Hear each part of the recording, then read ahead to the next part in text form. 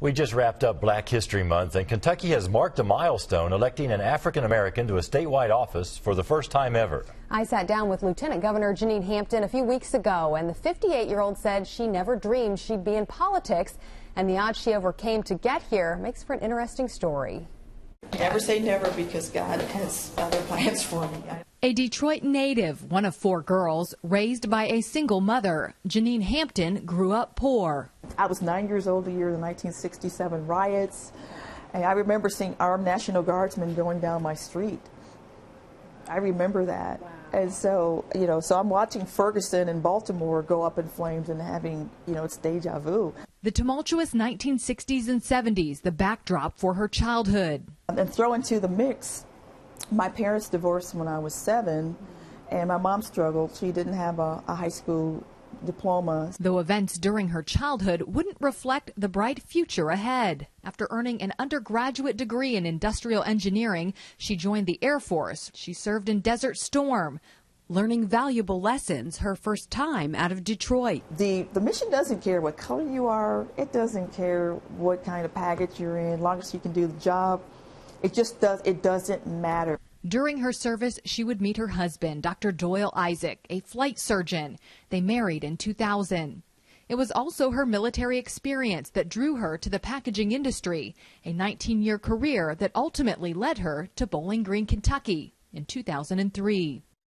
That's where the lieutenant governor would meet her new hairdresser and make a life-changing decision. One of the first things I did was find the hairdresser, right? That's always, when you move around, that's that can make or break you, right? Yes. But I think God puts people in your path for a reason.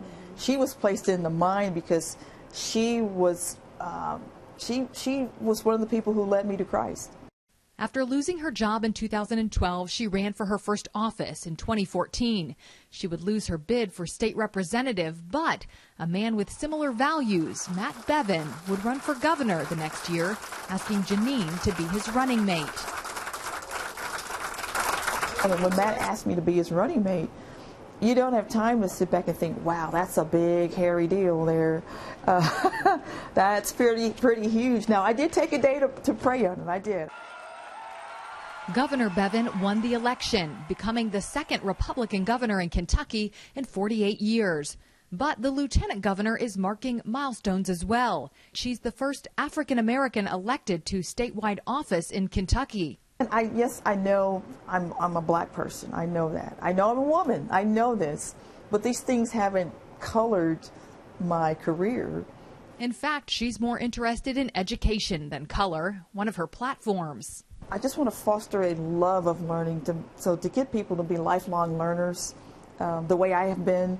I got my ham license, my amateur radio license, a couple of years ago, finally.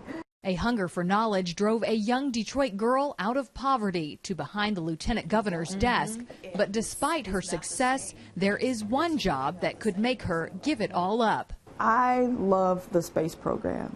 If NASA calls, you won't even get 2 weeks' notice. I thought you should know that up front. And I said that to Matt too when I when I accepted his offer. Wow. Now the odds are minuscule, but right.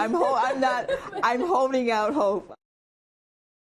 The lieutenant governor is also an avid reader and marathon runner, and an interesting fact, another dream job she has is to work at Lowe's. There you go. She obviously keeps very busy. She does. She does. She's very busy with her 3 platforms: entrepreneurship, education, and being an example, and she also stays busy speaking to students.